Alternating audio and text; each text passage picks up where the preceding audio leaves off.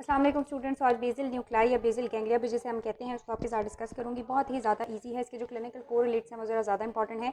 So basically basal nuclei होते क्या हैं, ये मैसेज होते हैं ग्रे मैटर के with in each cerebral hemisphere. आपको पता है सेरिब्रल हेमिस्फीयर में आउटर जो है वो ग्रे मैटर होता है और इनर वाइट मैटर होता है, लेकिन इन इनर वाइट मैटर के अंदर भी ग्रे मैटर के कुछ मैसेज प्रेजेंट है जिन्हें हम बेसल न्यूक्लाई बोलते हैं। ठीक है, अब इन बेसल न्यूक्लाई का जो बेसिक फंक्शन है वो आपने याद रखना है कि ये हमारी पोस्चरल और वॉलंटरी मूवमेंट्स के कंट्रोल में इन्वॉल्व होते हैं, उसको इन्हांस कर सकते हैं, इनहिबिट भी कर सकते हैं।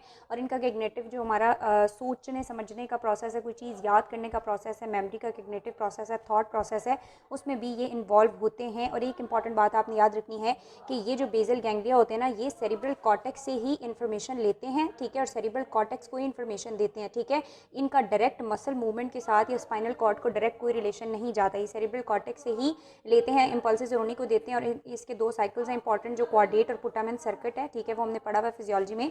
यहाँ हम जो डिस्कस करेंगे वो इसकी थोड़ी सी एनाटमी है। और एक चीज़ आपको पता होनी चाहिए कि कॉर्डेट न्यूक्लाई के अंदर कौन कौन सी या बेसल न्यूक्लाई के अंदर कौन कौन सी न्यूक्लाइज आते हैं। ठीक है, सबसे पहले तो हमारे पास कॉर्डेट न्यूक्लियस आता है। ठीक है, उसके बाद होता है पुटामेन न्यूक्लियस एंड ग्लोबस पेलिडस। ये जो पुटामेन और ग्लोबस पेलिडस है ना, इन दोनों को हम कलेक्टिवली बोलते हैं लेंटिफॉर्म न्यूक्लियस। इन दोनों को हम क्या बोलते हैं? Collectively lentiform nucleus. ठीक है, एक ही बात हो गई।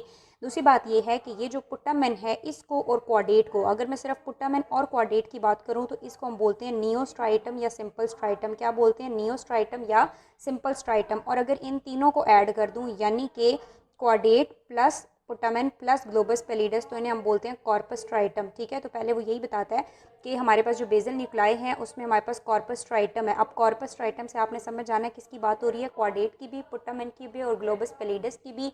Globus pallidus and putamen collectively lentiform nucleus कहलाते हैं, जबकि putamen and quadrate collectively neostriatum कहलाते हैं, और तीनों को हम कॉर्पस स्ट्राइटम बोलते हैं। सो बेसल न्यूक्लाई के अंदर एक तो कॉर्पस स्ट्राइटम आ जाएगा जिसमें ये तीनों न्यूक्लाइज आ जाएंगे। सेकंड पे हमारे पास होता है क्लॉस्ट्रम, ये एक बहुत थिन सी शीट होती है ग्रे मैटर की, और इसका फंक्शन ह्यूमंस में एज सच नोन नहीं है। उसके अलावा हमारे पास एमेग्डेलॉइड न्यूक्लियस होता है। बच्चों ये जो क्वाड्रेट न्यूक्लियस होता है ना, ये इस तरह से होता है, सी शेप। ठीक है, इस सी शेप के टेल के अंदर, टेल पे ना इस तरह की स्वेलिंग मौजूद होती है, ये एमेग्डेलॉइड है। ठीक है, ये क्या है?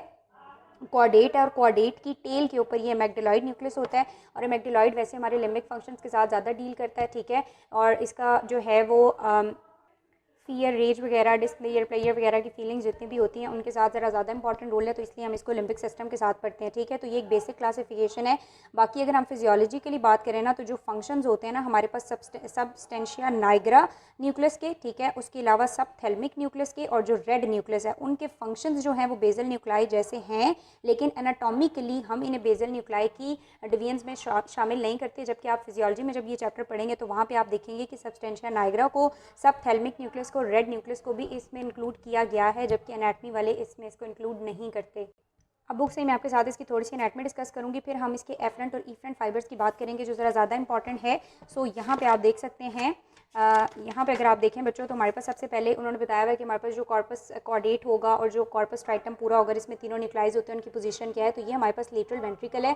लेटरल वेंट्रिकल के लेटरली हमारे पास क्या पड़ा हुआ होता है? क्वाड्रेट का हेड पड़ा हुआ होता है। अगेन मैं आपको बता रही हूँ कि क्वाड्रेट जो है वो सी शेप होता है। ठीक है, तो क्योंकि ये हमारे पास हॉरिजेंटल सेक्शन है तो यहाँ पे सिर्फ आपको क्वाड्रेट का हेड नजर आ रहा है, और क्वाड्रेट के हेड के पीछे ये इंटरनल कैप्सूल है। ठीक है, और इंटरनल कैप्सूल के पीछे ये जो वेज शेप नजर आ रहा है ना हमें, ये वेज शेप जो है ये लेंटिफॉर्म न्यूक्लियस है। लेंटिफॉर्म का मतलब है कि इसके अंदर ग्लोबस पेलिडस भी है और पुटामेन भी है। ठीक है, ये जो आगे लाइटेड पोर्शन है दिस इज द ग्लोबस पेलिडस और ये पुटामेन है। सो पुटामेन, ग्लोबस पेलिडस और क्वाड्रेट, ये तीनों कॉर्पस स्ट्राइटम है, और क्वाड्रेट को और लेंटिफॉर्म को सेपरेट किया हुआ है किसने? इंटरनल कैप्सूल ने। ये जो ग्लोबस पेलिडस का व्हाइट कलर है या थोड़ा लाइटर कलर है, ये माइलिनेटेड नर्व फाइबर्स की वजह से होता है। अब अगर हम इस लेंटिफॉर्म के पीछे देखें तो ये व्हाइट जो मैटर है इसको हम बोलते हैं एक्सटर्नल कैप्सूल। ठीक है, quadrate nucleus, internal capsule, globus pallidus, putamen, external capsule. External capsule के पीछे ये जो पतली सी लाइन है ये क्लॉस्ट्रम है, थिन वाइट मैटर है।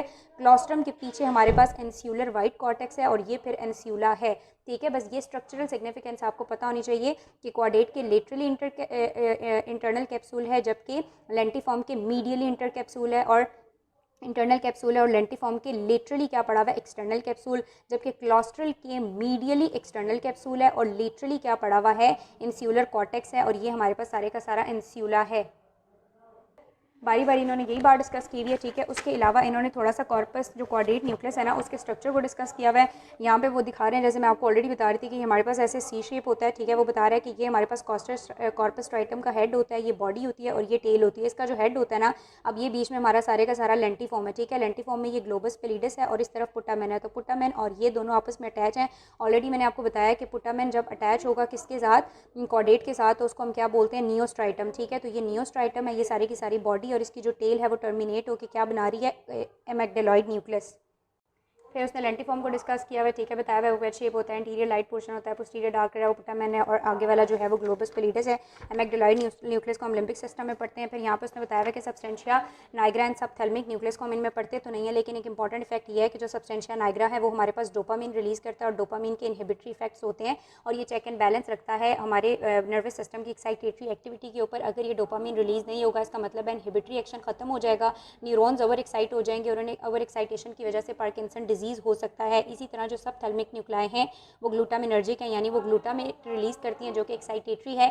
अगर ग्लूटामेट रिलीज भी नहीं होगा, एक्साइटेशन नहीं होगी, तो जो है फंक्शन जो है वो काफ़ी ज़्यादा हाइपोकाइनेटिक हो जाते हैं, यानी फंक्शनल एक्टिविटी कम हो जाती है, ठीक है। क्लोस्ट्रम वो एक थिन मैटर ही है ग्रे शीट का जिसके फंक्शन के बारे में अभी इतना ज़्यादा हमें पता नहीं है। मेन चीज़ आपकी आती है ये जो इसके एफरेंट और रिफरेंट्स है ना, एफरेंट और डिफरेंट्स मैं आपको बताती हूँ। इससे एफरेंट और डिफरेंट लिखने से पहले एक बात आपने याद रखनी है, जितने भी एफरेंट्स आते हैं ना बेसल न्यूक्लाई के पास, वो सारे एफरेंट्स आ रहे होते हैं क्वाड्रेट और पुटामेन के पास, क्योंकि मैग्डेलाइड हमने कहा वो डील करता है लिम्बिक सिस्टम के साथ और क्लोस्ट्रम का हमें ऐसा फंक्शन ही नहीं पता, ठीक है। तो सारे के सारे जो एफरेंट हैं वो किसके पास आएंगे, क्वाड्रेट और पुटामेन के पास डायरेक्टली, इसके पास नहीं आते, इससे डरते हैं। ये फिर आगे उन सिग्नल्स को देगा किसको, ग्लोबस पेलिडस को, और ग्लोबस पेलिडस जो है वो इफरेंट जनरेट करेगा। किस तरह से, सबसे पहले एफरेंट्स की बात करते हैं। तो एफरेंट्स बच्चों 4 जगह से आने हैं और क्योंकि ये स्ट्राइटम है ना तो स्ट्राइटम के पास आने हैं, इसलिए हम इनको बोलते हैं स्ट्राइटल फाइबर, ठीक है। सबसे पहले हमारे पास कॉर्टेक्स से आ रहे हैं, वो कहता है कॉर्टेक्स के बहुत सारे रीजन से आते हैं, लेकिन मेन जो आते हैं वो सेंसरी कॉर्टेक्स से आते हैं। हमें पता है ना कॉर्टेक्स में पीछे की तरफ सेंसरी कॉर्टेक्स होता है, मोटर कॉर्टेक्स होता है, यहाँ विजुअल एरिया होता है, यहाँ पे ऑडिटरी एरिया होता है। तो सेंसरी कॉर्टेक्स से सबसे ज़्यादा मेन सिग्नल्स आते हैं। अब कॉर्टेक्स से जो सिग्नल स्ट्राइटम की तरफ आएंगे उनको हम बोलेंगे कॉर्टिकोस्ट्राइटल फाइबर्स। इन फाइबर्स को हम क्या बोलेंगे, कॉर्टिकोस्ट्राइटल फाइबर्स बोलेंगे। और याद रखना है इसका न्यूरोट्रांसमीटर, ये जो कॉर्टिकोस्ट्राइटल फाइबर्स हैं इनका न्यूरोट्रांसमीटर होगा ग्लूटामेट। अब हमें पता है ग्लूटामेट क्या है, एक्साइटेटरी है, यानी ये एक्साइटेटरी फाइबर्स हैं। उसके बाद थैलेमस के इंट्रालेमिनर न्यूक्लाई से भी एफरेंट फाइबर्स आते हैं क्वाड्रेट और पुटामेन के पास, ठीक है। और इनके न्यूक्लाई के बारे में हमें, इसके ट्रांसमीटर के बारे में हमें नहीं पता, ठीक है। फिर सब्सटेंशिया नाइग्रा के लेवल से भी नाइग्रोस्ट्राइटल फाइबर्स आते हैं, ठीक है। बस आपने नाम, ये थैलेमोस्ट्राइटल, कॉर्टिकोस्ट्राइटल और नाइग्रोस्ट्राइटल फाइबर्स हैं, ये भी क्वाड्रेट एंड पुटामेन दोनों के पास आते हैं। As we know substantia nigra क्या रिलीज करता है, डोपामीन। सो इसका न्यूरोट्रांसमीटर यहाँ पे जो रिलीज होगा और इसको सिग्नल देगा वो डोपामीन होगा, और डोपामीन इनहिबिटरी है, सो ये इनहिबिटरी एक्शंस लेके आ रहे हैं। उसके अलावा ब्रेन स्टेम के लेवल से भी ब्रेन स्टेम स्ट्राइटल फाइबर्स भी आते हैं, पुटामेन को और क्वाड्रेट दोनों को। मैं आपको बुक की डायग्राम भी दिखा दूंगी लेकिन उसमें थोड़ी कंफ्यूजन है। तो ब्रेन स्टेम के लेवल से जो यहाँ पे फाइबर्स आते हैं, आपने याद करना है कि इनका न्यूरोट्रांसमीटर है सेरोटोनिन और ये भी इनहिबिटरी है। तो एक तो फाइबर्स के नाम याद रखने हैं, thalamostriatal fibre, corticostriatal, nigrostriatal and brain stem striatal fibres. ये डोपामीन के थ्रू कनेक्शन करता है, ये सेरोटोनिन के थ्रू, ये ग्लूटामेट के थ्रू, और इसके कनेक्शन के बारे में हमें नहीं पता। अब मैंने आपको बताया है कि सारे के सारे एफरेंट रिसीव करने के बाद जो ग्लोबस पेलिडस हैं और सॉरी जो क्वाड्रेट एंड पुटामेन है वो किसको दे देंगे आगे, इफरेंट किसको दे देंगे, ये अपनी तरफ से इफरेंट देते हैं। मैन ये अपने सिग्नल्स किसको देंगे, ग्लोबस पेलिडस को देंगे, ठीक है। ग्लोबस पेलिडस को देंगे, इसलिए हम इनको क्या बोलते हैं, स्ट्राइटम से सिग्नल आ रहे हैं पेलिडस के पास, इसलिए हम इनको बोलते हैं स्ट्राइटोपेलिडल फाइबर्स, स्ट्राइटोपेलिडल फाइबर्स। और इनमें से कुछ एडिशनल जो इफरेंट सिग्नल्स है ना वो सब्सटेंशिया नाइग्रा के पास भी जाते हैं, सब्सटेंशिया नाइग्रा से एफरेंट्स भी आते हैं और इफरेंट्स भी जाते हैं, और उनको हम बोलते हैं नाइग्रो पेलिडल फाइबर, ठीक है। नाइग्रो पेलिडल फाइबर्स नहीं, स्ट्राइटो नाइग्रो पेलिडल फाइबर, स्ट्राइटोनाइग्रोपेलिडल फाइबर। अब ये जो हमारे पास इफरेंट आए हैं ग्लोबस पेलिडस के पास, कॉर्डेट एंड पुटामेन के, स्ट्राइटम के इफरेंट जो आए हैं, यहाँ पे ये जिस न्यूरोट्रांसमीटर को यूज़ करते हैं वो है हमारे पास गाबा। ये आपने याद रखना है एमसीक्यूज पॉइंट ऑफ व्यू से। और इस तरफ जो इफरेंट के थ्रू न्यूरोट्रांसमीटर जो जा रहा है वो हमारे पास गाबा भी हो सकता है, ठीक है, एसिटल कोलिन भी हो सकता है और सब्सटेंस पी भी हो सकता है, ठीक है। या अब आप फ्लो चार्ट की फॉर्म में अपने पास लिख लीजिएगा। एक इंपॉर्टेंट बात बच्चों कि ये तो हमारे पास जो है एफरेंट थे किसके, स्ट्राइटम के, ये स्ट्राइटम के पास आए थे और स्ट्राइटम ने इफरेंट्स दे दिए किसको, ग्लोबस पेलिडस को।